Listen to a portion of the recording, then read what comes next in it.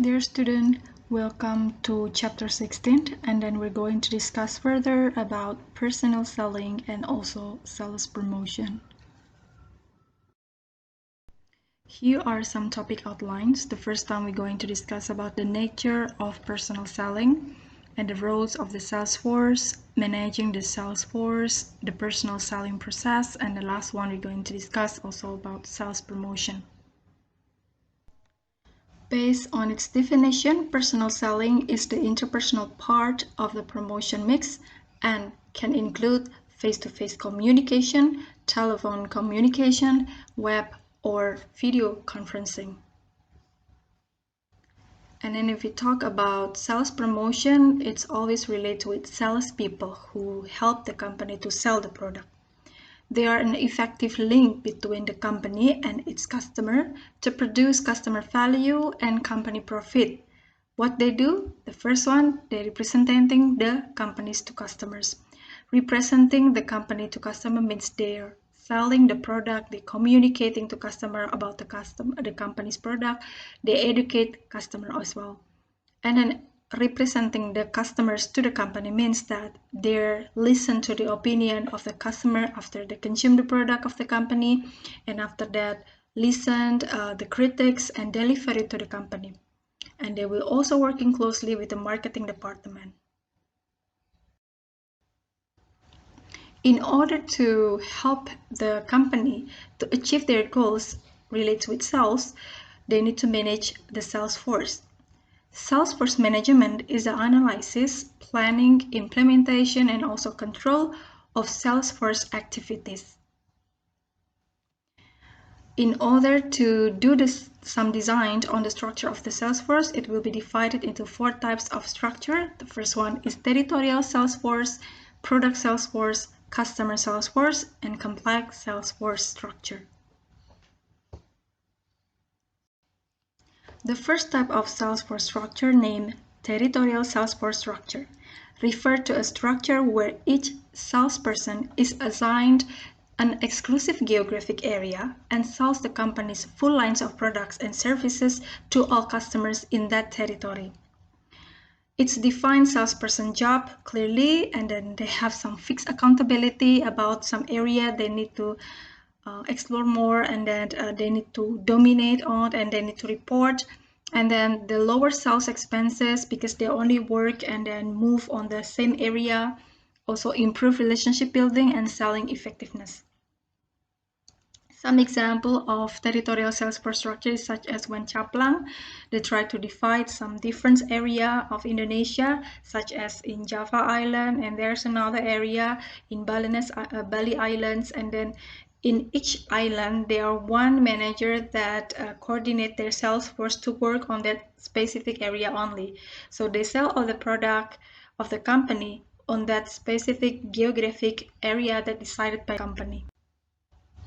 The second one is product sales force. This is a kind of structure that will help each salesperson to only sell the one product lines that belong to the company.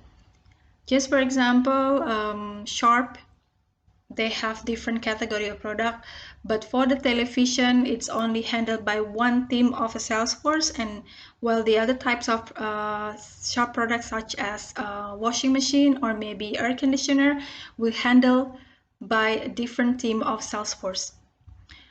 By conducting product sales force, it will help them to improve their product knowledge, but the drawback is can lead to territorial conflict. Why?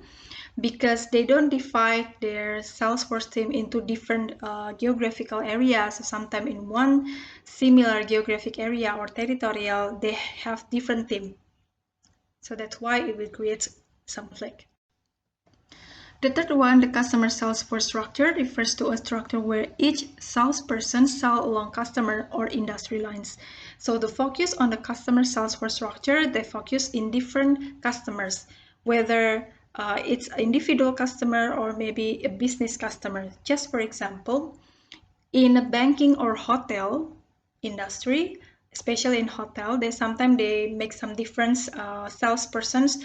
The first one is salesperson who focus more on individual customer, and then when the other one is focused on the corporate trade, it means they only find companies as a customers. And when in banking, they sometimes divide customer into different classes, and these classes will influence the sales force to only serve different types of customers. Just for example, for individual credit card loan, then it's handled by one own team, and while the biggest loan from the company handled by different team. And the last one, called complex sales force structure, refer to a structure where a wide variety of product is sold to many types of customer over a broad geographic area and combines several types of sales force structure. So complex sales force structure, they will combine different way structure. Yeah, for example, they can sell in one geographic area with different line product, or maybe they can be in the same geographic area, but also they sell into a different customer. The next one, we're going to discuss further about sales force size. Salespeople are the company's most productive and expensive assets. They will help the company to increase the sales, but also they will also increase the operational cost of the company. Therefore, usually organization, they should calculate, they have some formula in order to determine the workload approach, that the sales force size will be referred to a grouping accounts into different classes to determine the numbers of sales force needed in a company. So there are some specific formula that can be used in order to calculate how many numbers of the sales force that depends on the workload given by the company. Salesforce will divide it into three. The first one is outside salespeople, second one is inside salespeople, and there's some team selling that they use to serve a large industry and complex account. The outside salesperson, they call on the customer in the field, so they usually will directly communicate face to face to the customer.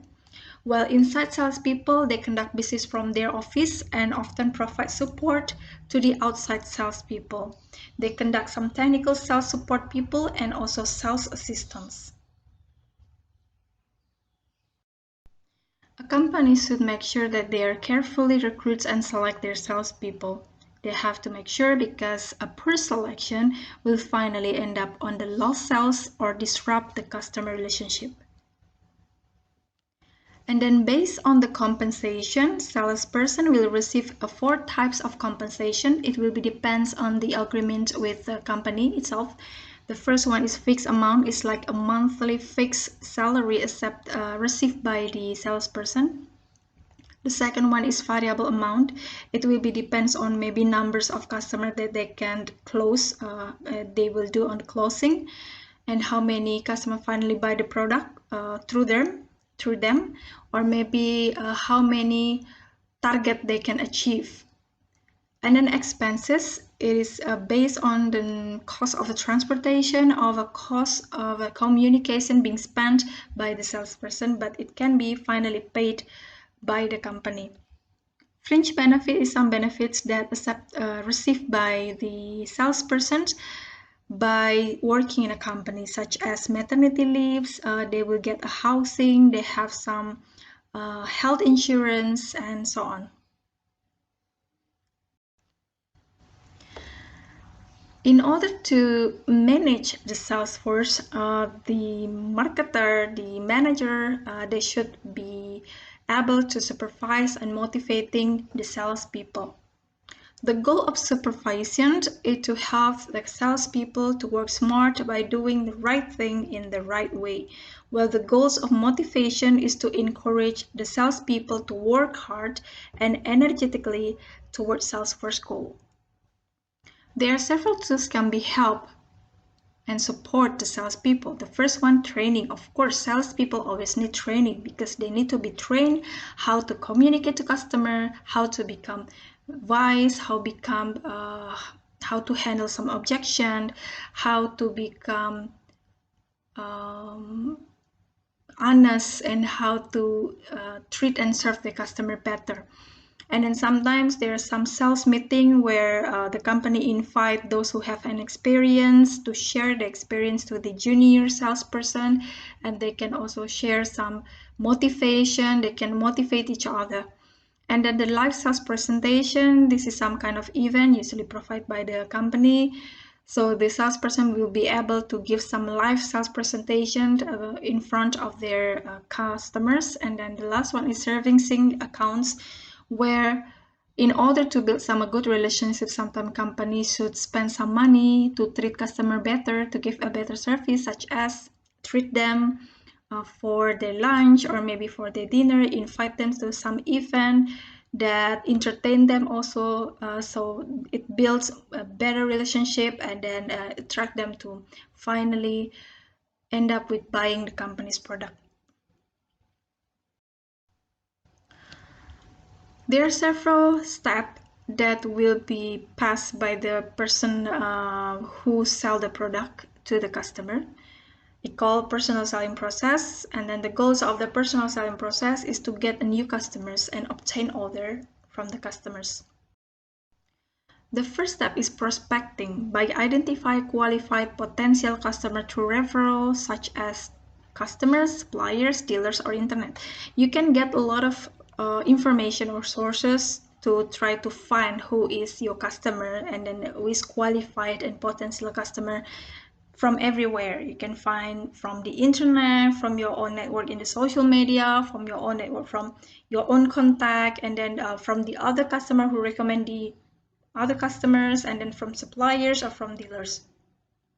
And then the second step is qualifying, is identifying good customer and screening out poor ones by looking at their financial ability, volume of business, needs, location, and growth of potentials. So here are some kind of consideration before you really try to approach your customer. And then a part of the qualification is pre-approach. This is a process of learning as much as possible about your prospect, including their needs and who will involve in the buying, and then the characteristic and style of the buyers. The objectives of pre-approach is by qualifying the prospect and get more information to understand the customers and make an immediate sale.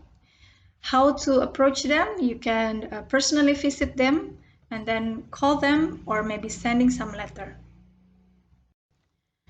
The next one is approach. This is a process where salesperson meets and greets the buyers and get the relationship off to a good start, and involving the salesperson's appearance is really important. And then the opening lines is something that you can start with polite way. I think it's really important. So, and then following up remarks is also one of the part on doing some approach. On the opening lines, you should be positive, build a goodwill, and be followed by a key question to learn about your customer needs, and showing or a display of product samples to attract the buyer's attention and curiosity. But the most important is listen to your customer. And then the next one, after you try to approach them, you can start the presentation, is when you as a salesperson tell the product story to the buyers, presenting customer benefit, showing how the product solves the customer's problem. And you can also conduct need satisfaction approach by listen to their needs and respond with the right product that solves the customer problem. Here are some kind of information to know or to determine who is the bad trade salesperson and good trade salesperson. Bad trade salesperson, they are pushy, they're not disciplined, they often comes late, deceitful, disorganized, and unprepared. So most of the information is sometimes not being able to get the answer well, and then sometimes you forget to bring some formula or something.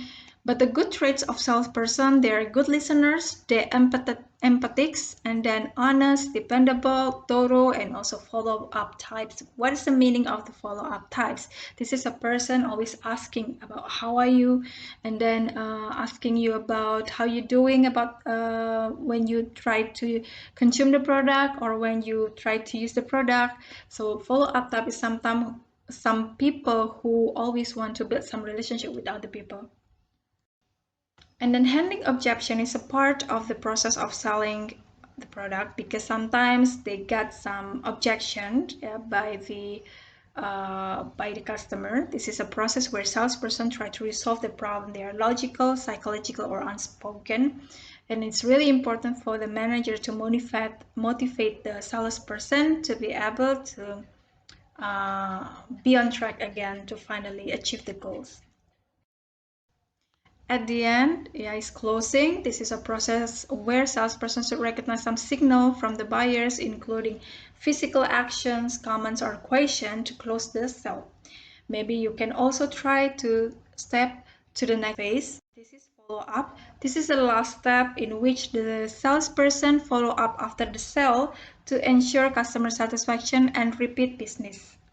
So you can ask them after they buy the product, and then ask about how is the product going on, how is the performance of the product, whether you're satisfied or not, you have any problem, you have any question. So that is follow-up step. After discussing about personal selling, we're going to continue with discussing about sales promotion. Based on its definition, sales promotion refers to a short-term incentive to encourage purchases or sales of a product or service. The types of promotion including customer promotion, trade promotion, and sales force promotion. Here are some sales promotion tools that can be used to conduct some sales promotion to the customers, such as samples, premium, demonstration, coupons, advertising, specialties, contests, cash refund, patronage rewards, sweepstakes, prize packs, point of purchase display, and also games. The more explanation on the next slide. Samples, this is some part of the product with a really tiny samples that being given to the customer so they can try, or they can try to apply it on the skin, or maybe they can try to eat it so they will know how it feels to use the product. Coupon or certificate that give buyers a saving when they purchase specific product. So sometime in a coupon on that paper you will get discount or price cut. Cash refund are similar to coupon except that the product reduction occurs after the purchase. So just for example, you buy a motorcycle, sometimes there's some offering that the price of the motorcycle is 13 million rupiah, for example, but you will get a cashback for 1 million, just for example. Then it's called as a cash refund, or the popular name in Indonesia is also called as the cashback. And in price pack, this is offer customer saving off the regular price of a product by combining several products in one bundling. Next one, premiums are good offer either for free or a low price. So sometimes the company will give you some bonuses. Yeah, for example, you buy a toothpaste, but you get a free one brush. So it's like a premium. They give you bonus for free. Or sometimes you can buy the brush with a lower price compares than if you buy only one brush without any toothpaste. And an advertising specialty are useful article imprinted with the advertised name, logo, or message that are given as a gift to a customer. Just for example, your company sometimes produce several gifts for the customer as a merchandise, such as a mug and then umbrella or t-shirt, but they put some company's name or logo on it, so it makes people reminds or remember that they receive it from the company. Point of purchase promotion, including display and demonstration that takes place on the point of sales. Just for example, you're waiting in a cashier to pay or do some transaction, but you can sometimes see the display rack and they provide some snacks or maybe some candies. So you remember you just want to buy a candies and you can take it there, but it call also as a point of purchase promotion. Contests require an entry by a customer, and then sweepstakes require customer to submit their name for a drawing, and then games present customer with something that may or may not help them win a prize. So there are some kind of tools that can be useful for sales promotion. But based on trade promotional tools, sometimes company conduct several promotional tools, such as you can see on the slide. First one is discount. So in order to attract a distributor or a customer business to buy from your company, you offer some discount, or you offer some free goods, or you offer them some allowance or specialty advertising. What is specialty advertising? Means that you would like to train them, give them some train, so they will be able to understand how to offer this company product to the customers, or you train them how to understand the customer needs or something like that. In a business promotional tool, you can also use some convention or trade show that will be effective for them to reach more customers. And then you also can conduct sales contests, as an effective way to motivate the salesperson or dealer to increase performance over a given period. So just for example, who is the best seller, who is the best salesperson? You sometimes need to conduct such as contests, so it will motivate them more. The last one, in order to develop a sales promotion program, you have to pay attention on several things, such as you can see here. The first one is size of the incentive. How much money that you can spend in order to create this incentive. I think you have to consider about your financial condition, your own financial condition, and what if you spend this money, and how about the feedback or the response on it. The condition of the participation, you have to make some rules, some system, and then promote and distribute the program as wide as possible so people will know about the program. So it's not gonna be some information that not being paid attention by people. The length of the program, it means that the period of the program you have to really focus and then pay attention on it also. And the last one, of course, after the program being conducted, you have to evaluate the program.